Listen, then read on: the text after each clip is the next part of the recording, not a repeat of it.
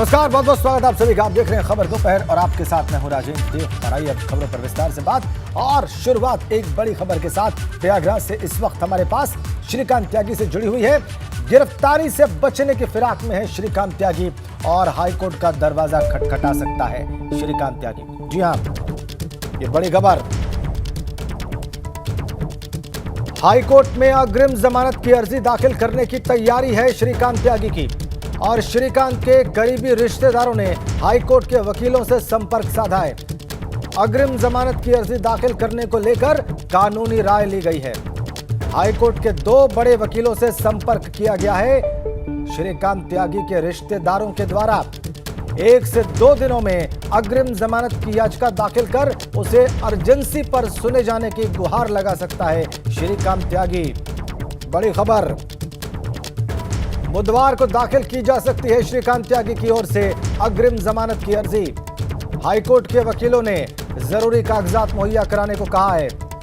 Supreme court के एक वकील की सलाह पर त्यागी के रिश्तेदारों ने हाईकोर्ट में अग्रिम जमानत अर्जी दाखिल करने की तैयारी की है और अग्रिम जमानत की अर्जी मंजूर हुई तो जेल जाने से बच सकता है श्रीकांत त्यागी। जी हां, हाईकोर्ट में अग्रिम जमानत की अर्जी दाखिल करने की तैयारी। मोहम्मद मोइन हमारे प्रयागराज संवाददाता हमारे साथ जुड़ गए। मोइन, क्या जानकारी मिल रही है आपको? देखिए, श्रीकांत त्यागी के पास अब ऑप्शन बहुत कम है। जिस तरीके से उत्तर प्रदेश सरकार ने सख्त रुख अपनाया है, पुलिस जगह जगह कई राज्यों में उसे तलाश कर रही है। ऐसे में उसके पास गिरफ्तारी से बचने के लिए सिर्फ इलाहाबाद हाईकोर्ट ही एक रास्ता था। या तो वो निचली अदालत में भी अर्जी दाखिल कर सकता था, लेकिन उसके कानूनी सलाहकार हैं, उन्होंने इस बात की राय दी है कि अगर इलाहाबाद हाईकोर्ट में अग्रिम जमानत की अर्जी दाखिल की जाती है तो वहां से राहत मिल सकती है। और अगर वहां से राहत मिल गई, अग्रिम जमानत की अर्जी पर रोक लग गई, तो श्रीकांत त्यागी जेल जाने से बच सकता है। इसी के मद्देनजर सुप्रीम कोर्ट के एक वकील के राय पर श्रीकांत त्यागी के कुछ रिश्तेदारों ने इलाहाबाद हाईकोर्ट के वकीलों से संपर्क किया है। 2 वकीलों से संपर्क किया गया है, उनसे पूरी प्रक्रिया के बारे में जानकारी ली गई है और वकीलों ने उन्हें यह कहा है कि आपको एफआईआर की कॉपी और जो बाकी दस्तावेज हैं वो सारे के सारे मुहैया कराने होंगे।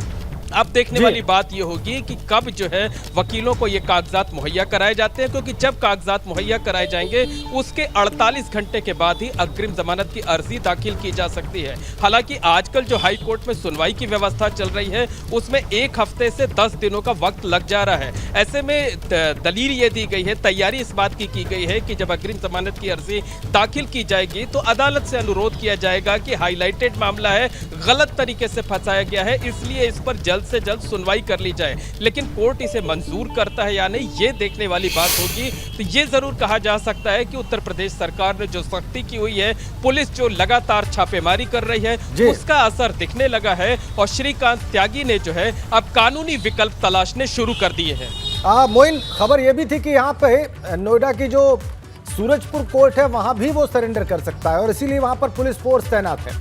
अब आप कह रहे हैं कि हाईकोर्ट के वकीलों से संपर्क साधा गया है और वकीलों ने कागजात मांग लिए हैं, लेकिन यह भी खबर है मोइन के सुप्रीम कोर्ट के किसी वकील के मशवरे पर ऐसा किया जा रहा है। क्या कोई इनपुट इससे जुड़ा आपके पास?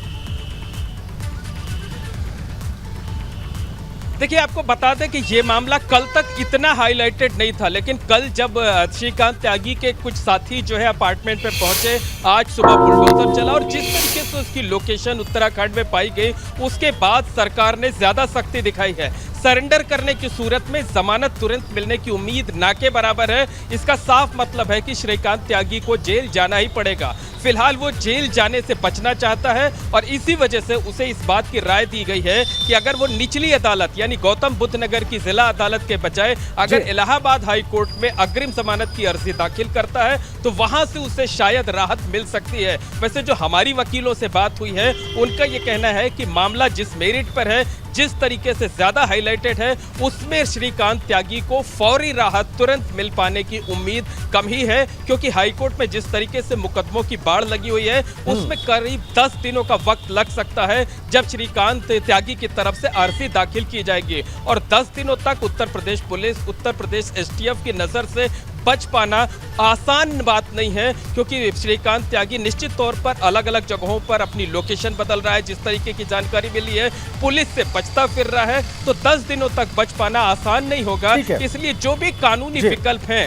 उन सारे विकल्पों को आजमाया जा रहा है। कुछ करीबी लोग लगे हुए हैं और इसी कड़ी में इलाहाबाद हाई कोर्ट में कानूनी मशविरा लिया गया है। ठीक है, बहुत बहुत धन्यवाद आपका मोइन, आप नजर बना के रखिए। और अब एक और बड़ी खबर श्रीकांत त्यागी से जुड़ी हुई। श्रीकांत त्यागी पर नोएडा पुलिस ने इनाम घोषित कर दिया है। भगोड़े श्रीकांत त्यागी पर 25,000 रुपए का इनाम घोषित किया है नोएडा पुलिस ने। एक बड़ी खबर, नोएडा पुलिस सक्रिय है। नोएडा पुलिस गिरफ्तार करना चाहती है श्रीकांत त्यागी को। काफी वजीहत हो चुकी है और अब जितनी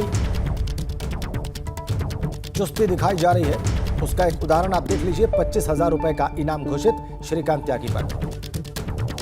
नोएडा पुलिस ने यह इनाम घोषित किया है भगोड़े श्रीकांत त्यागी पर। लगातार एसटीएफ भी छापे मार रही है, पुलिस भी छापे मार रही है, तलाश की जा रही है न सिर्फ प्रदेश में बल्कि दूसरे प्रदेशों में भी श्रीकांत त्यागी के ठिकानों पर। और इसी कड़ी में देखिए एक और प्रयास नोएडा पुलिस का, 25,000 रुपए का इनाम घोषित।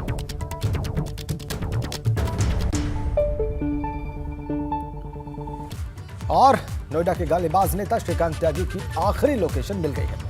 ऋषिकेश में श्रीकांत त्यागी की लास्ट लोकेशन मिली है और एसटीएफ की 5 टीमें उत्तराखंड रवाना हो गई, जबकि नोएडा पुलिस की 7 टीमें ऋषिकेश और आसपास मौजूद हैं। सूत्रों के हवाले से खबर मिली है कि रविवार को श्रीकांत की आखिरी मोबाइल लोकेशन ऋषिकेश में मिली है और बताया यह जा रहा है कि 12 से ज्यादा बार श्रीकांत का मोबाइल ऑफ ऑन हुआ।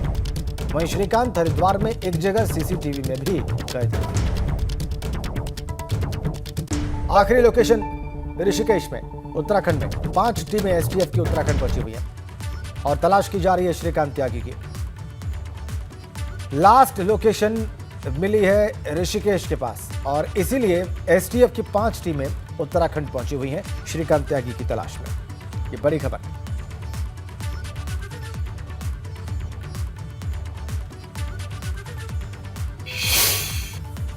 आपको श्रीकांत त्यागी के मामले से जुड़ी 5 तस्वीरें अब हम दिखाने जा रहे हैं। श्रीकांत त्यागी की आखिरी लोकेशन उत्तराखंड में मिलने के बाद यूपी एसटीएफ की 5 टीमें उत्तराखंड रवाना हो चुकी हैं और आज नोएडा में श्रीकांत त्यागी के घर नोएडा अथॉरिटी की टीम पहुंची और बुलडोजर की मदद से उसके घर पर किए गए अवैध निर्माण को तोड़ा गया।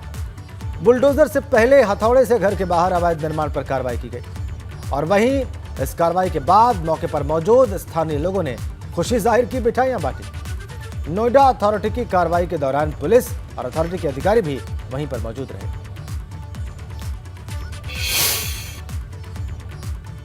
तो श्रीकांत त्यागी की अब तक गिरफ्तारी न हो पाने पर प्रसपा अध्यक्ष शिवपाल यादव ने भी सवाल उठाया है। एबीपी गंगा से एक्सक्लूसिव बातचीत में शिवपाल यादव ने पुलिस की कार्यशैली पर सवाल खड़े किए। बीजेपी का एक नेता जो महिला के साथ अभद्रता करता है उसका वीडियो वायरल होता है, लेकिन उसके बावजूद वो पकड़ में नहीं आता है, पुलिस की पकड़ में नहीं आता है। इस पर क्या कुछ कहना है शिवपाल जी? सर, ये जिस तरीके से नोएडा की घटना हुई, वहाँ पर एक बीजेपी के नेता ने महिला के साथ अभद्रता की, पुलिस नहीं पकड़ पा रही उसको। तो देखिए, पुलिस को पकड़ना चाहिए हैं और कार्रवाई भी करना चाहिए हैं। अब हो सकता है भारतीय जनता पार्टी के हैं इसलिए न पकड़ पा रहे हो। हाँ, लग रहा है कि बहुत देरी हो रही है ऐसे व्यक्ति को जो सबके सामने है, जिसका वीडियो जो गाली दे रहा है, भद्रता कर रहा है। देखिए, जहाँ महिलाओं का अपमान करे तो उसे तुरंत गिरफ्तार करना चाहिए, तुरंत। कहीं ना कहीं देरी हो रही है, आपको भी लग रहा है? बिल्कुल देरी हो रही है। पुलिस के पास तो सारी जानकारी होती है, सारा तंत्र उसके पास है, उसके बावजूद पूरा तंत्र है, हैं? पूरा तंत्र है, नोएडा से लेकर के लखनऊ तक पूरे प्रदेश में। कहीं बचाने में लगा है क्या? कहीं न कहीं कोई न कोई तो बात है, तो देरी हो रही देरी। आज बुलडोजर भेजा उसके घर पर, जो अवैध निर्माण था उसको आज तोड़ा है। हालांकि 3 नोटिस पहले भी उसको दी गई थी, तब किसी ने कोई कार्रवाई नहीं की। ये तो अच्छा काम हो रहा है, बुलडोजर चलना चाहिए। जो कब्जे करते हैं इस तरीके के, तो उन पर कार्रवाई हो जाना चाहिए। श्रीकांत त्यागी की अब तक गिरफ्तारी न होने पर कांग्रेस के पूर्व एमएलसी दीपक सिंह ने निशाना साधा और उन्होंने जो कुछ कहा आपको दिखाते हैं। उत्तर प्रदेश की पुलिस के साथ साथ सरकार का भी संरक्षण अपने पार्टी के अपराधी को है, और जिस अपराधी को भाजपा सरकार का संरक्षण होता है उसकी गिरफ्तारी नहीं होती है। उत्तर प्रदेश के लोग कहने लगे हैं, अगर उत्तर प्रदेश की भाजपा सरकार विपक्ष का कोई अपराधी हो, अपराधी बनाना हो, तो गधे की सींग की तरह उसे खोज लेगी, और अगर अपराधी भाजपा का है पूरा संरक्षण प्राप्त होता है, उसके फुटेज आते हैं, उसके फोटो आते हैं, उसके वीडियो वायरल होते हैं, लेकिन गिरफ्तारी नहीं होती। इधर मैनपुरी में सपा जिलाध्यक्ष देवेंद्र सिंह पर हमले का आरोप है। ट्रक ने सपा जिलाध्यक्ष देवेंद्र सिंह यादव की गाड़ी को टक्कर मारी और ट्रक ने करीब 200 मीटर की दूरी तक सड़क पर गाड़ी को घसीटा और बाल बाल बचे समाजवादी पार्टी के जिलाध्यक्ष। वो गाड़ी में अकेले मौजूद थे। सपा जिलाध्यक्ष देवेंद्र सिंह यादव गाड़ी में अकेले मौजूद थे। गाड़ी से करहल रोड स्थित अपने घर पर जा रहे थे सपा जिलाध्यक्ष। उन्होंने शिकायत दर्ज कराई है। मैनपुरी सदर कोतवाली के भदावर हाउस के सामने की ये सारी घटना है।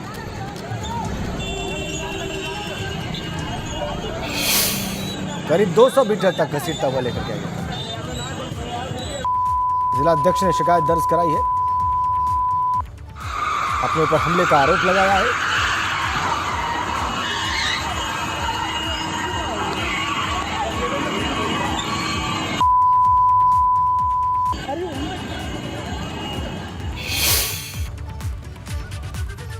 अगली खबर मुजफ्फरनगर से है। यहां पर जिला अस्पताल में तीमारदारों ने हंगामा किया। अल्ट्रासाउंड के दौरान महिला से अश्लीलता का आरोप है।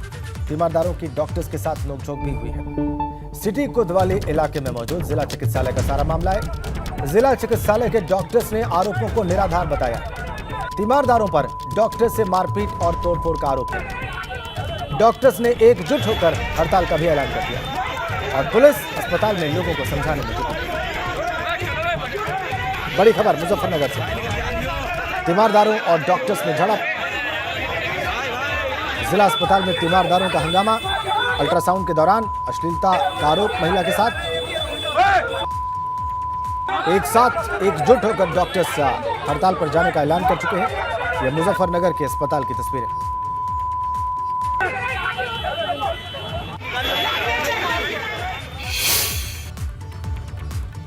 और अगली बड़ी खबर हमीरपुर से है। रेस्टोरेंट में युवक पर जानलेवा हमले की खबर है। धारदार हथियार से यह जानलेवा हमला हुआ बताया जा रहा है। मौदा कोतवाली कस्बे के हुसैनगंज मोहाल का सारा मामला है और गंभीर रूप से घायल युवक को अस्पताल में भर्ती कराया गया है। मारपीट की वारदात सीसीटीवी कैमरे में कैद हो गई है। बड़ी खबर, धारदार हथियार से हमला।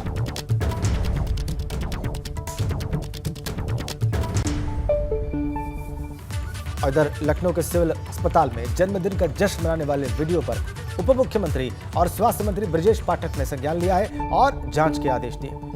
उन्होंने आरोपियों को चिन्हित कर कठोर कार्रवाई का आदेश दिया है। और आपको ये भी बताएं कि लखनऊ के सिविल अस्पताल का ये वीडियो सोशल मीडिया पर बहुत तेजी से वायरल हो रहा है। वायरल वीडियो में कुछ युवक अस्पताल के अंदर अपने साथी के जन्मदिन का जश्न मनाते हुए दिख रहे हैं। इसके साथ साथ एक शख्स को बेल्ट से मारते हुए हंगामा भी कर रहे हैं।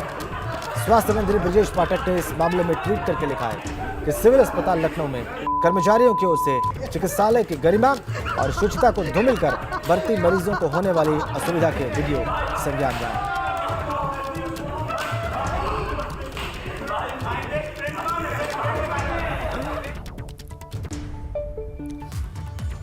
इधर मेरठ से दिल दहला देने वाली वारदात सामने आई है।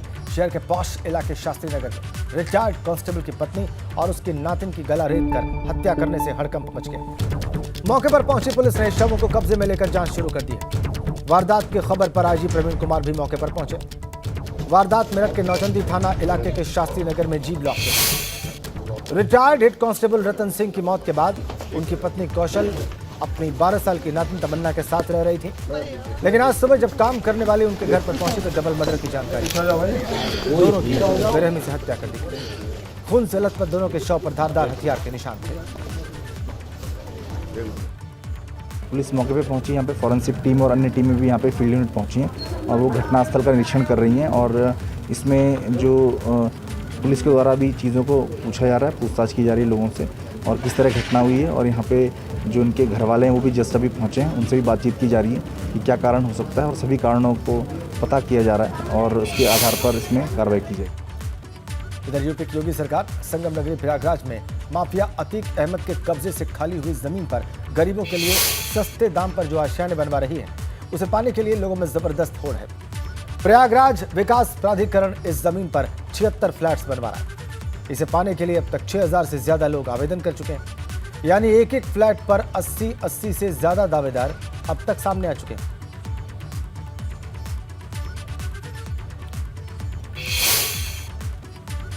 इधर यूपी में पहाड़ों पर हुई बारिश के बाद नदियां उफान पर हैं। कई जगहों पर हुई बारिश से जल भराव के हालात पैदा हो चुके हैं और आपको 4 तस्वीरों के जरिए हम अलग अलग शहरों के हालात दिखाने जा रहे हैं। ये देखिए आप, पहली तस्वीर बाराबंकी की है। यहाँ पर नेपाल से सरयू नदी में छोड़े गए पानी के बाद नदी खतरे के निशान से 10 सेंटीमीटर ऊपर बह रही है और इसके चलते नदी किनारे कटान होने से लोग खौफ में हैं और पलायन को मजबूर हैं। तस्वीरों में आप देख सकते हैं कि कैसे नदी के किनारे बनी झोपड़ियां और पेड़ नदी में समा रहे हैं। दूसरी तस्वीर बहराइच की है। यहाँ बारिश के बाद जलभराव हो गया और एक बस पानी में फंस गई और उसे निकालने के लिए ट्रैक्टर की मदद लेनी पड़ी। तीसरी तस्वीर गोंडा की है। घाघरा नदी यहाँ उफान पर है। नदी किनारे बसे गांव में कटान का खौफ है। अधिकारियों ने नदी के किनारे बसे गांव का दौरा किया और लोगों से बाढ़ के खतरे से सचेत रहने के लिए जागरूक किया। चौथी तस्वीर कासगंज की है। यहाँ गंगा रौद्र रूप में बह रही है और एक अपराध हुआ है गाजियाबाद में। यहाँ पर प्रेमिका ने प्रेमी का कत्ल कर दिया और शव को सूटकेस में ले जाते वक्त वो पकड़ी गई। वारदात गाजियाबाद के टीला मोड़ थाना इलाके की बताई जा रही है। तुलसी निकेतन चौकी इलाके में ऑटो से पकड़ी गई महिला। आरोपी महिला से पुलिस पूछताछ कर रही है और प्रेमी की हत्या की वजह जानने में जुटी है। एसपी ट्रांस हिंडन ज्ञानेंद्र सिंह का कहना है कि दोनों लिव इन में 4 साल से रह रहे। आखिरकार किस वजह से महिला ने अपने प्रेमी की हत्या की, पुलिस इसे ही जानने का प्रयास कर रही है।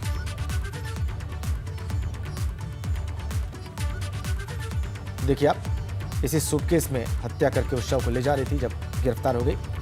अपने ही प्रेमी का मर्डर किया ऐसा आरोप इस महिला पर और ऑटो से भागते वक्त पुलिस ने इसे गिरफ्तार कर लिया।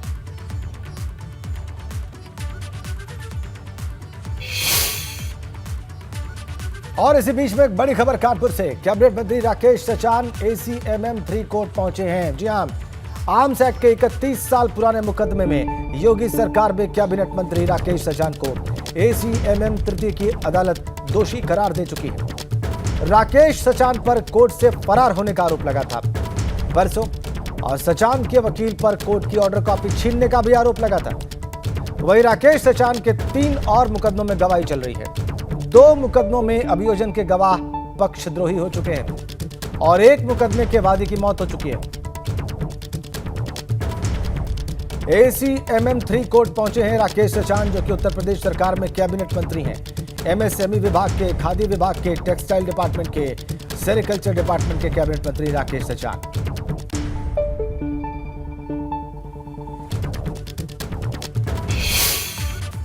बहुत बहुत स्वागत आप सभी का। अब खबरें मुखबधिरों के लिए और इसके लिए हमारे साथ हैं पिंकी। श्रीकांत त्यागी की तलाश में देश के अलग अलग राज्यों में पुलिस की टीमें छापेमारी कर रही हैं और इसी बीच श्रीकांत त्यागी पर नोएडा पुलिस ने इनाम घोषित किया है। भगोड़े श्रीकांत पर 25,000 रुपए का इनाम घोषित किया गया है। इधर मेरठ से दिल दहला देने वाली वारदात सामने आई है। शहर के पौष इलाके शास्त्री नगर में रिटायर्ड कांस्टेबल की पत्नी और उनकी नातिन की गला रेत कर हत्या करने से हड़कंप मच गया। मौके पर पहुंची पुलिस ने शवों को कब्जे में लिया और जांच शुरू की। वारदात की खबर पर IG प्रवीण कुमार भी मौके पर पहुंचे। वारदात मेरठ के नौचंदी थाना इलाके के शास्त्री नगर में G ब्लॉक में हुई। और यूपी की योगी सरकार संगम नगरी प्रयागराज में माफिया अतीक अहमद के कब्जे से खाली हुई जमीन पर गरीबों के लिए सस्ते दामों पर जो आशियाने बनवा रही है, उसे पाने के लिए लोगों में जबरदस्त होड़ है। प्रयागराज विकास प्राधिकरण इस जमीन पर 76 फ्लैट्स बनवा रहा है और इसी को पाने के लिए अब तक 6000 से ज्यादा लोग अप्लाई कर चुके हैं, आवेदन कर चुके हैं। यानी एक एक फ्लैट पर 80 से ज्यादा दावेदार अब तक सामने आ चुके हैं। और देहरादून के विकास नगर में तेज रफ्तार कार ने एक युवक को टक्कर मार दी। कार की रफ्तार इतनी तेज थी कि टक्कर लगते ही युवक हवा में उछल गया। इस हादसे की तस्वीर CCTV में कैद हो गई। यह घटना विकास नगर के कालसी तहसील के सहिया की बताई जा रही है। हादसे के बाद वहां पर मौजूद लोगों ने घायल युवक को CSC सहिया पहुंचाया और वहां से प्राथमिक उपचार के लिए उसे हायर सेंटर रेफर कर दिया गया। बताया जा रहा है कि पुलिस ने आरोपी कार चालक को हिरासत में ले लिया है। पहाड़ों में बारिश और भूस्खलन का दौर जारी है। धीरे धीरे पहाड़ अब बिना बारिश के ही दरकने लग गए हैं और स्थिति इतनी विकराल हो रही है कि लोग डर के कारण अपने घरों को खाली करने के लिए विवश हैं। रुद्रप्रयाग के चोपता ताग मोटर मार्ग पर भी भयावह भूस्खलन हुआ है। यहां मोटर मार्ग का लगभग 30 मीटर हिस्सा पूरी तरह से भूस्खलन की भेंट चढ़ गया है। तो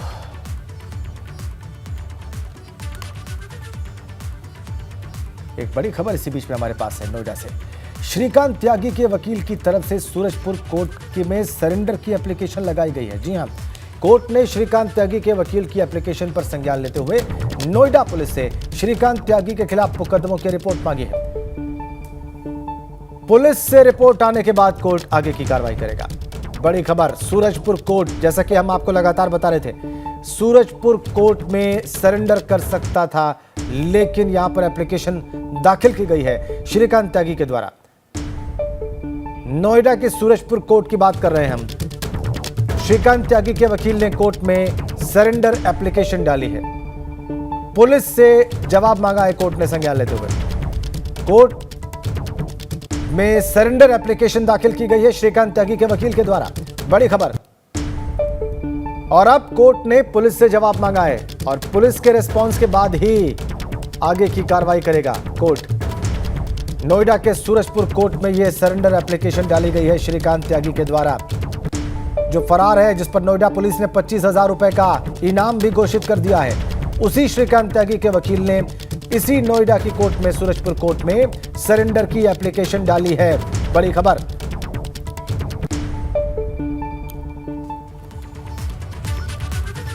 और इसी बड़ी खबर के साथ इस बुलेटिन में फिलहाल इतना ही, लेकिन खबरों का सिलसिला ये देखिए गंगा पर लगातार जारी है।